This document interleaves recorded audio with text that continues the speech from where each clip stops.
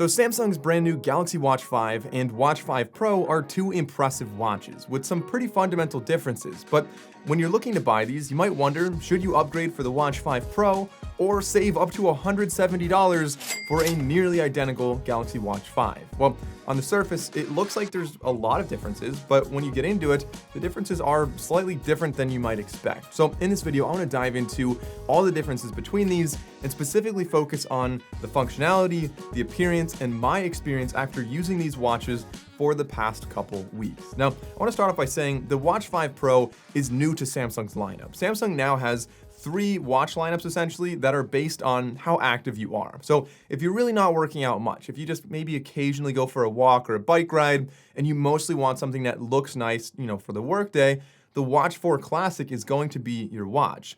If you work out, some amount, the Watch 5 is kind of what Samsung's designing for you. It's supposed to be kind of a general, not the sporty version anymore, but the regular one now.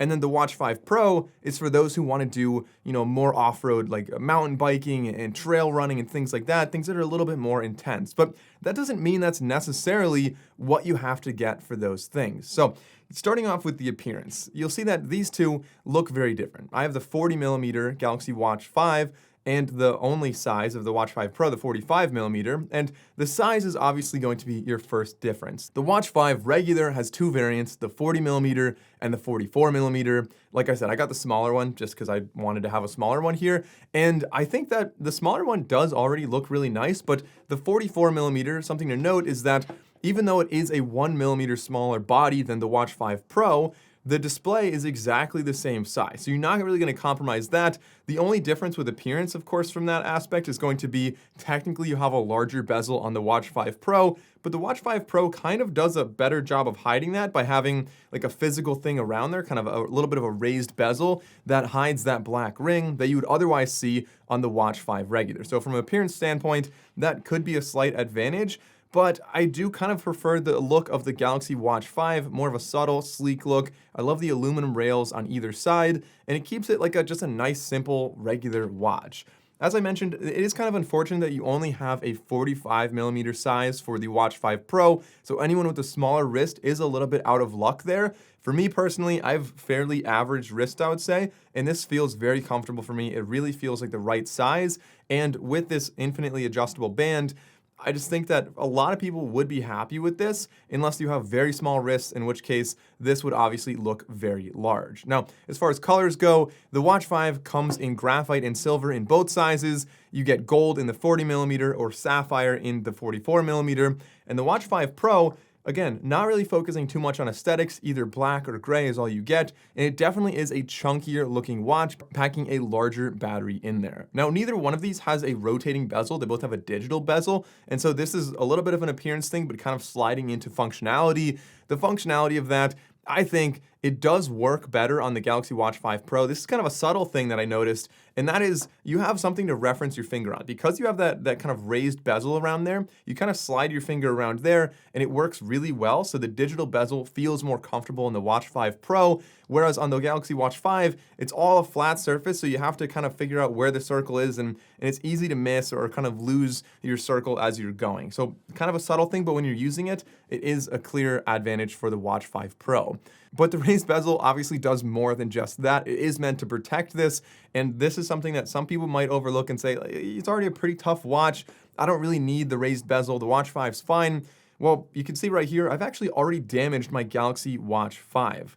So because you have nothing protecting the display on the top, you can actually damage that. There is like a 1/4 inch of black, like nothing between the edge and the display. So the chances of actually damaging the display are slightly less. You're more likely just to scrape the edge like I did, which maybe could damage the waterproofing. That would be the big issue there. But otherwise, it's really mostly going to be cosmetic. Now, on the Galaxy Watch 5 Pro, we do have a titanium body, so it should be a little bit tougher on the outside. And that raised bezel definitely protects any kind of chipping that might happen on that glass. Whereas on the Watch 5, as you can see right here, you're just going directly onto that glass and a little bit of soft aluminum around there that, again, can scratch very easily. They both have a sapphire crystal display, but the Pro is a more durable version, rated for up to 29 gigapascals, while the regular is just 24.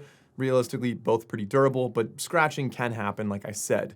The display sizes, as I mentioned earlier, are identical for the 44mm Watch 5 and the 45mm Watch 5 Pro. So you're getting the same resolution, the same pixel count, everything's basically the same there. But what is not the same is the battery life. The battery is substantially larger on the Watch 5 Pro, and from my experience, just comparing the smaller Watch 5 to the Watch 5 Pro, the battery life is not quite double, but it's very close to double. I was easily getting an entire extra day and a half versus the Watch 5. And so, for example, the Galaxy Watch 5 really doesn't have a great battery life in my opinion. If you go for a 4-mile run with GPS on, and if you play music, so downloaded Spotify songs, for example, on Bluetooth earbuds, then you can easily blow through 25 or 30% of your battery within about 30 to 35 minutes. Now, if you do this every day and then you go through your normal day, you're definitely going to be charging this every single night. On the contrary, the Watch 5 Pro, you can easily go, if you're using it heavily, you can go a solid 2 days with this, but more likely 3.5 to even possibly 4 days if you're even using this a little bit lighter. Interestingly, they both have the same processor, the same health sensors, the same user interface, the same storage, and the same RAM. So I was kind of surprised by that. I thought that Samsung would maybe give you like more storage or something extra with the Pro model being called Pro, maybe an extra health sensor, but they didn't give you anything extra, which is a big positive for the regular Watch 5, but they do have some software differences they're also going to market here. But I'll tell you how to get those software features on the Galaxy Watch 5. It's really not that hard. So these feel like, honestly, inbound updates. Like in a couple months, they might just, give this feature to the Watch 5. There's nothing really preventing it from getting this, but there is a trackback feature and a route loading feature, so you can take a GPX file, so like a hiking trail or a trail biking route that you want to do, and you can put this on the watch and it'll give you turn-by-turn directions, and then at the end, if you're lost or you made a wrong turn, you're adventuring, you can say trackback and it'll take you back to where you started. That's a really nice feature on the Watch 5 Pro that you don't have on the Watch 5, but there are tons of apps that already do this. So if you get the Komoot app, for example, you can download routes on here, and you can do basically the same thing on the Galaxy Watch 5, or for that matter, most other Android watches out there. So when it really comes down to it, you're looking at a pretty substantial price difference here. The Watch 5 Pro starting at $450, while the Watch 5 starts at $280 for the smaller version and $310 for the larger version, which means you're saving between $170, at the most, $170 cheaper for the Watch 5, but at the very least, $140 cheaper for the Watch 5. And when you really think about what you're getting with the Watch 5, it's a pretty good deal. You're getting the same sensors, the same processor, the same speed on here, the same storage, the same RAM, like really basically everything the same except for durability and battery life and GPX file loading on there. So although it's tempting to say if you're doing extreme stuff, get the Watch 5 Pro and otherwise get the Watch 5, that's not necessarily true because you can definitely do trail biking and more off-road style stuff with the Watch 5, but the battery life might be your limitation there. So I'd say get the Galaxy Watch 5 if you want a smaller watch, obviously, because there is no smaller Watch 5 Pro, but also if you want a more subtle design, and most importantly, if you want to save money for essentially the same watch experience. But get the Galaxy Watch 5 Pro if you need that longer battery life, if you need that extra durability. So really that's going to be if your wrist is close to a lot of hard objects. For example, if you're rock climbing or if you ever maybe fall off your bike, those are situations where the Watch 5 Pro would really pull through.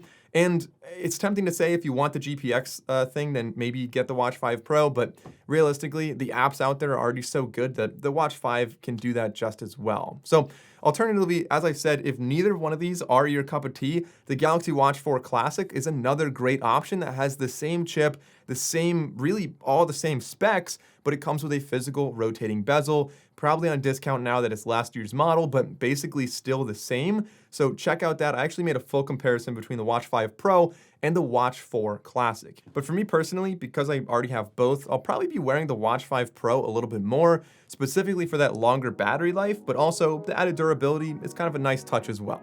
If you enjoyed this video, consider liking and subscribing. I'm Mike O'Brien. Thanks for watching, and I'll see you next time.